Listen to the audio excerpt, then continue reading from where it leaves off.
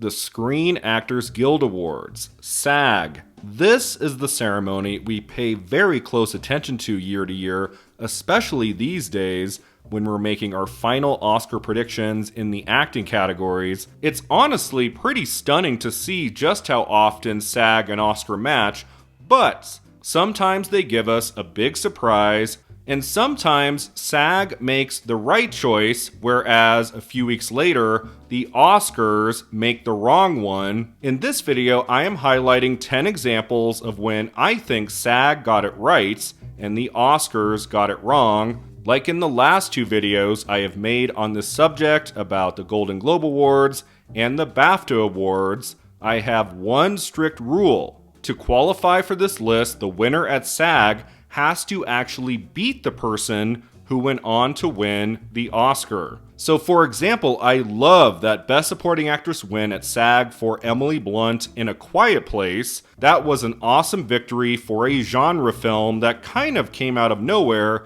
but Regina King, who went on to win the Oscar that year for If Beale Street Could Talk, wasn't even nominated at SAG, so sadly that Blunt win doesn't count. To be in this video, you have to beat the person who won at Oscar. Are you ready? Here we go. Number 10, Best Actress, Renee Zellweger, Chicago. Triple cream caramels all the way from San Francisco. Oh, I'm watching my figure. You know, the trial.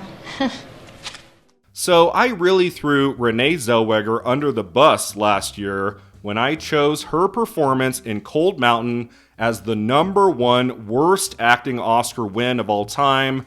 I don't want to give you the sense that I hate Renee Zellweger as an actress. I often adore her in many films, including Jerry Maguire and One True Thing and Bridget Jones's Diary. My favorite Renee Zellweger performance is Chicago from 2002. Now, I adored Nicole Kidman as Virginia Woolf in The Hours. That's a great win as well. It is very close for me, but at the end of the day, I do not think that Kidman performance is necessarily a lead performance. I believe she is in less of the film than Julianne Moore, who got a Best Supporting Actress nomination for The Hours. That has always felt kind of weird to me. And so for that reason alone, I do think Renee Zellweger should have won her first Oscar for Chicago.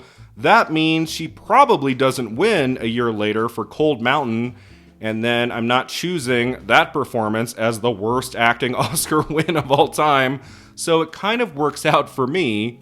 It was definitely a nail-biter at the Oscars that night, since Renee Zellweger won the Golden Globe in Comedy or Musical, and then she beat Nicole Kidman for The Hours at SAG. Chicago was looking like the obvious winner at the Oscars for Best Picture. Catherine Zeta-Jones, by the end of that award season, was the frontrunner for Best Supporting Actress for Chicago. She did end up winning. So yeah, again, I like that Nicole Kidman Oscar victory for The Hours, but I would have preferred what SAG did, awarding Renee Zellweger for Chicago instead. Number 9, Best Supporting Actress, Lauren Bacall, The Mirror Has Two Faces.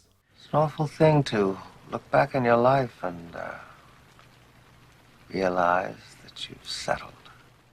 So this is another kind of infamous race I go back and forth on throughout the years. You know, the Academy made the right choice by awarding their Best Supporting Actress Oscar to Juliette Binoche for The English Patient over the presumed frontrunner in the category, Lauren Bacall in The Mirror Has Two Faces. Juliette Binoche was so shocked to hear her name on Oscar night in 1997, she basically said almost nothing. She had no speech prepared because Lauren Bacall had pretty much swept the season all the way to Oscar night, and everybody in the room expected the legendary veteran to win here.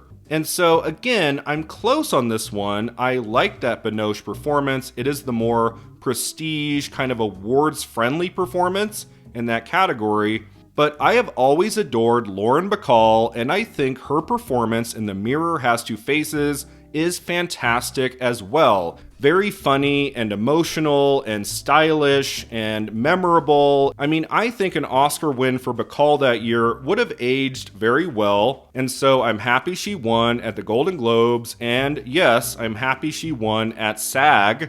Lauren Bacall did get an honorary Oscar many years later, but I do think a competitive Oscar win for The Mirror Has Two Faces would have been excellent as well. This is one of the most famous Best Supporting Actress races of all time. It was actually the very first Oscar race retrospective video I ever made for the YouTube channel back in December 2021.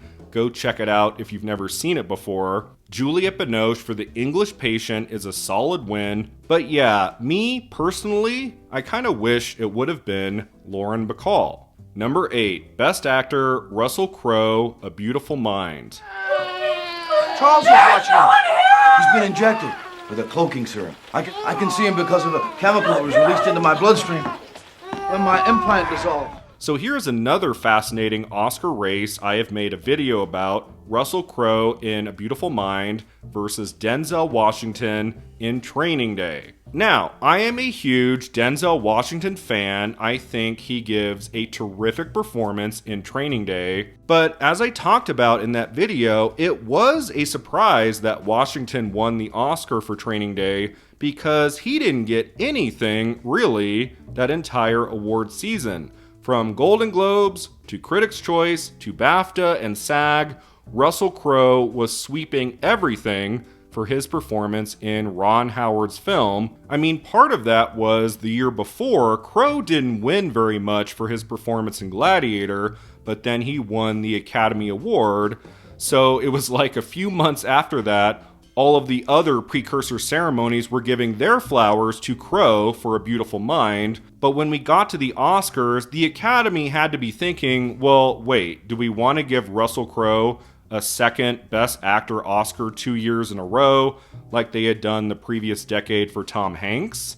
And Crowe had gotten bad publicity for throwing a fit at BAFTA. Let's face it, Washington by early 2002 should have won a leading actor Oscar by then. I think it should have been for Malcolm X or maybe The Hurricane. Training Day is fine, I guess, but just based on the quality of the two performances, I do think Russell Crowe does his best work on film ever in A Beautiful Mind.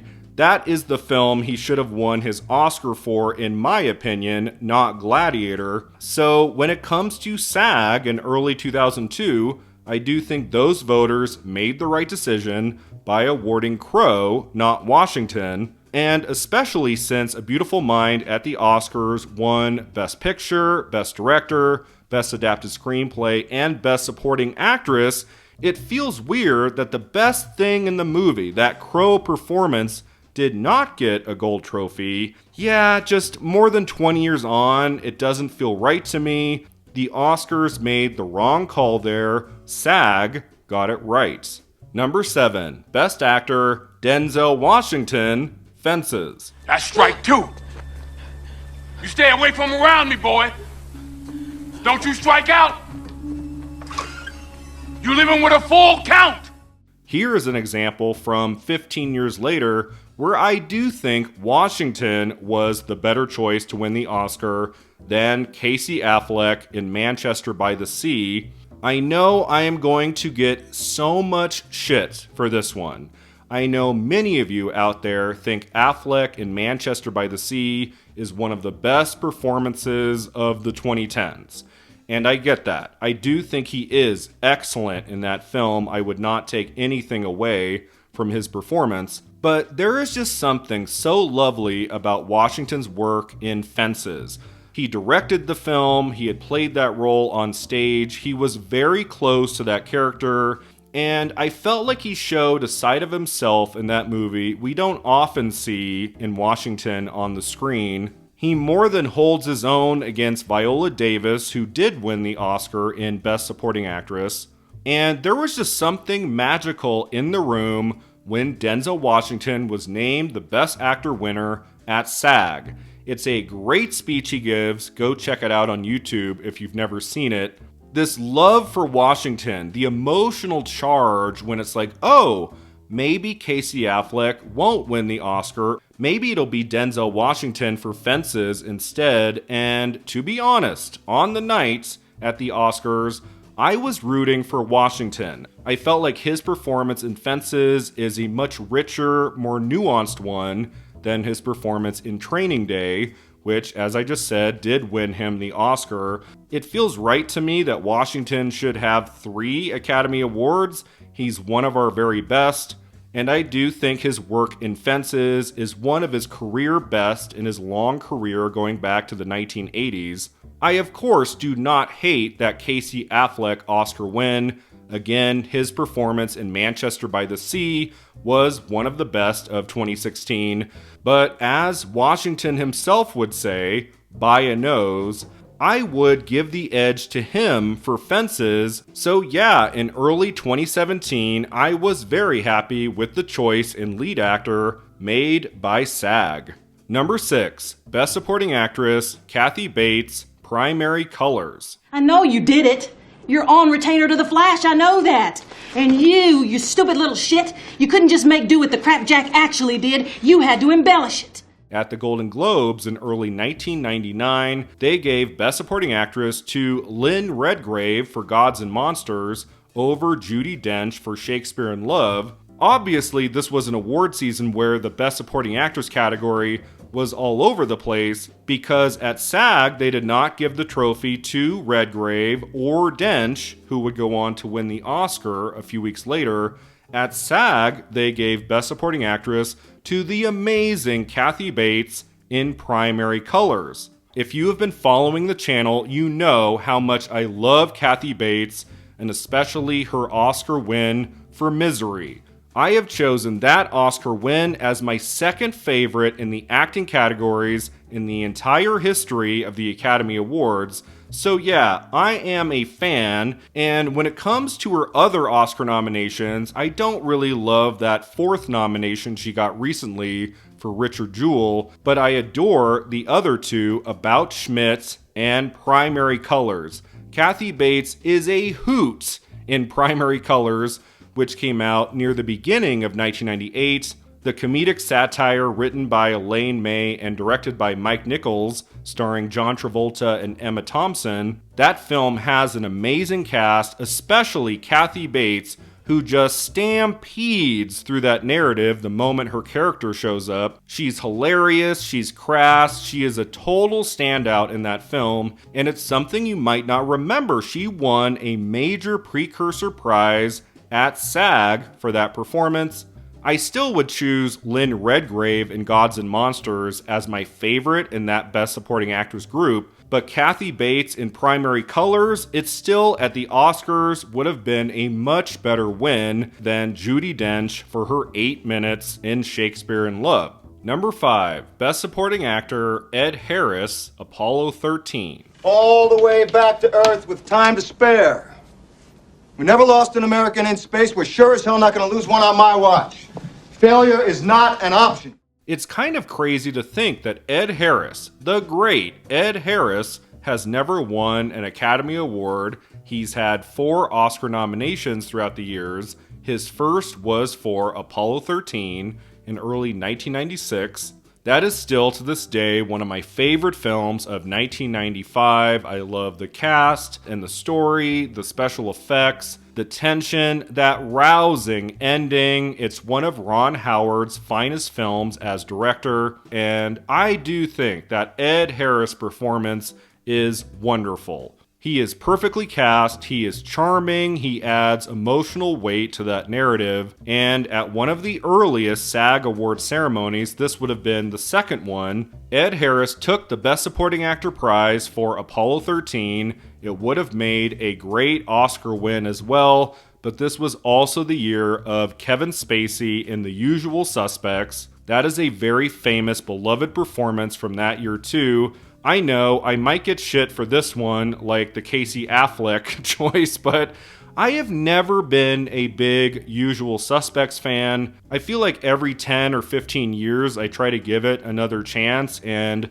there are things I like in it, but it's never fully worked for me. And so while I do admire that spacey performance, and I don't think that's a bad Oscar win, I would have preferred Harris to have won instead for Apollo 13. Ed Harris should have an Oscar by now. I think he should have won for The Truman Show. That's my favorite Harris performance in one of my all-time favorite movies. But at the Oscars, they went with James Coburn for Affliction. So I don't know what the Academy has against Ed Harris. SAG voters obviously appreciate him a lot more, and for good reason. He is one of our best. Number 4, Best Actress, Annette Bening, American Beauty. Shut up! Stop it, you weed, you baby! Shut up! Shut up! Shut up! Well, look who it is. Another person who should have won an Academy Award by now, Annette frickin' Bening. I made her Elusive Oscar video last year, highlighting her spectacular career that goes back to the 1980s, and her many wonderful Oscar nominations. She is, of course, nominated again for Nyad, but I do think the one performance she absolutely should have won the Oscar for was as Carolyn Burnham in American Beauty. This is another acting race I have covered before. I, of course, love that Hilary Swank performance in Boys Don't Cry. That is not a bad win. That is a terrific win, of course. But there is just something I have always loved with a capital L about Annette Bening in American Beauty. She is so funny in that movie, and bold and daring and surprising from one scene to the next. She is a total showstopper in that film, and this would have made a great Oscar victory for Annette Bening. I mean, I bet it was close. At the Oscars, American Beauty won Best Picture, Best Director, Best Original Screenplay, and Best Actor for Kevin Spacey. And at SAG, they gave Best Actress not to Hilary Swank for Boys Don't Cry, but to Bening for American Beauty. So to date, this is the closest she ever came to winning an Academy Award, especially since Bening has still not won her elusive Oscar yet. It bums me out that the win for American Beauty didn't happen for her. Again, as much as I admire the Oscar win for Hilary Swank in Boys Don't Cry, I mean, she would go on to defeat Annette Bening again 5 years later for $1 Million Baby. So especially after that happened, it does make sense to me that in early 2000, like at SAG, Annette Bening at the Oscars should have won for American Beauty. Number 3, Best Supporting Actor, Idris Elba, Beasts of No Nation. We have been defending ourselves against the killings and rapings of our own people from the PLF and now from the NRC junta. So here is an acting race I would love to cover in a video if you're interested. Best Supporting Actor in early 2016.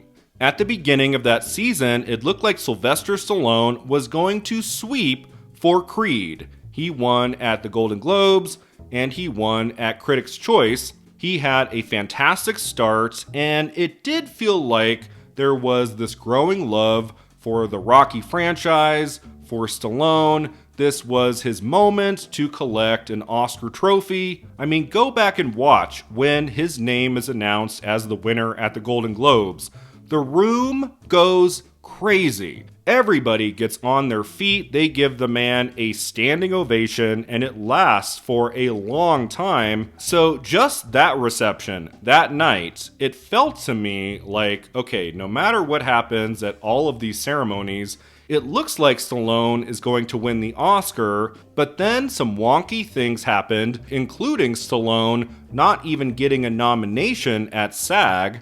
As Regina King proved a few years later, it is possible to win an Oscar without being nominated at SAG, but it is difficult. So at the Oscars, it wasn't Stallone's name that was read off as the winner. It was Mark Rylance for Bridge of Spies. That was a more, I guess, awards-friendly film and performance. I thought that movie was fine. I saw it the one time, and I haven't really thought about it since. So, like, Rylance is very good in that film, but I would have preferred pretty much everyone else in his category that year to have won instead, including Sylvester Stallone for Creed. What a moment that would have been. But you know what? Another outstanding performance from 2015 was not even nominated at the Academy Awards, even though he won at SAG, Idris Elba for Beasts of No Nation. This is a very powerful war film that went straight to Netflix, if you remember.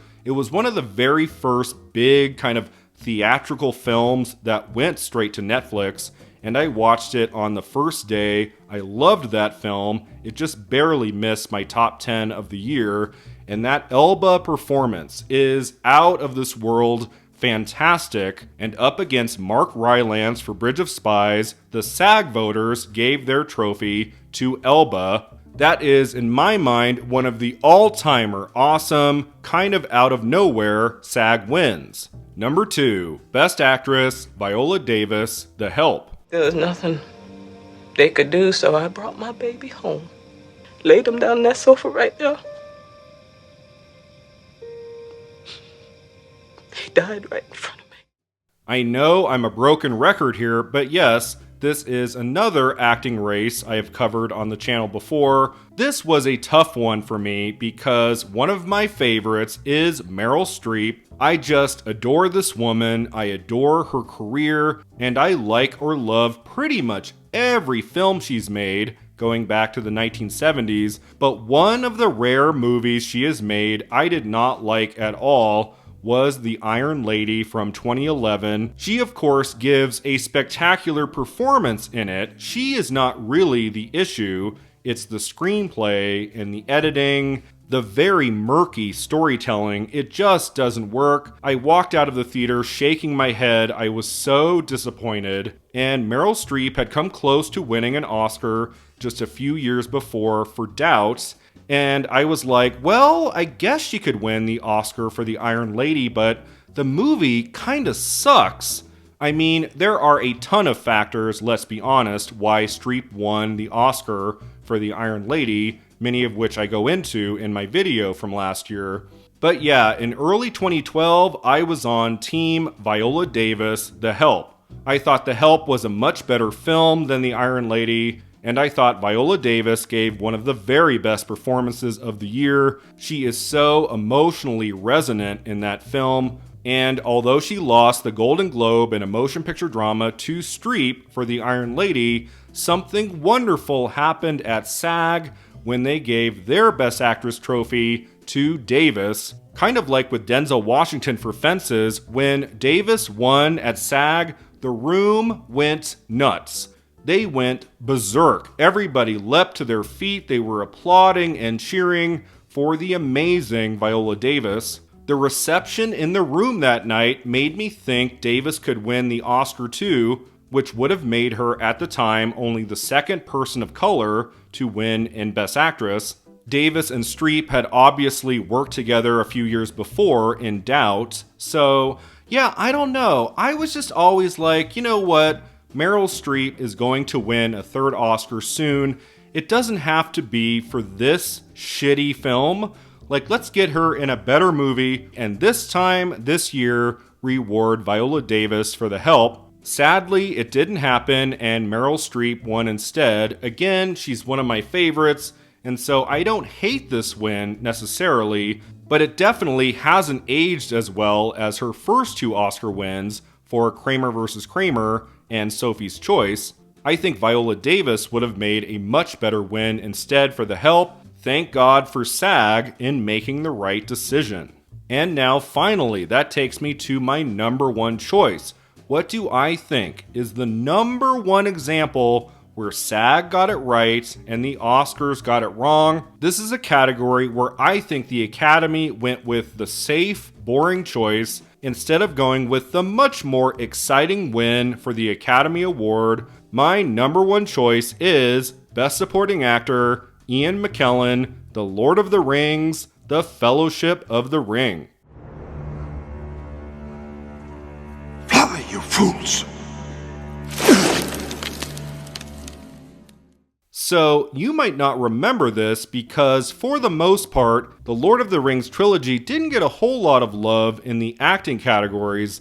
I mean, Return of the King didn't get an Oscar nomination for Sean Astin. Hello, what the hell happened there? But thankfully, the first film, The Fellowship of the Ring from 2001, did get Ian McKellen some major award nominations for his performance as Gandalf. It was the one performance in the trilogy that got an Oscar nomination in Best Supporting Actor in early 2002.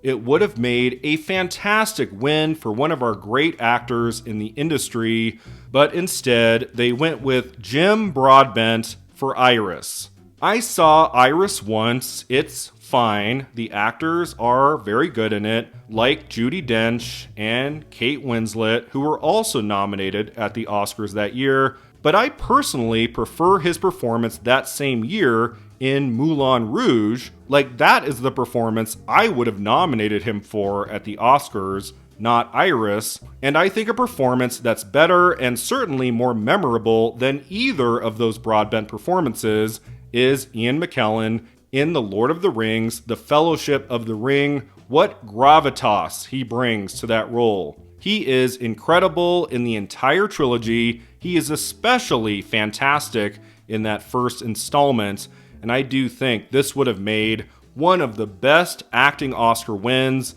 of the last 25 years easily, especially since to this day Ian McKellen has never won an Oscar, and he did have an outside shot at winning the Academy Award in early 2002 because, and again, you might not remember this, but McKellen won the SAG Award that year for Best Supporting Actor. Yes, the Screen Actors Guild Award voters went with Ian McKellen in The Lord of the Rings, The Fellowship of the Ring. That is so cool, so awesome. Sometimes SAG will go with a performance in a genre film. Fantasy, horror, action-adventure. They gave Johnny Depp Best Actor for the first Pirates of the Caribbean.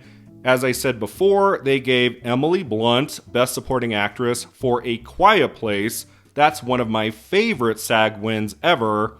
And then they gave Best Supporting Actor to the legendary Ian McKellen in Best Supporting Actor for my favorite film in the Lord of the Rings trilogy, The Fellowship of the Ring. I do think at the Oscars, Jim Broadbent could have stayed in his seat, and Ian McKellen could have made his way to the stage to collect his gold trophy. It could have happened, and I think it should have happened. This is absolutely a case where the Oscars got it wrong, and SAG got it right.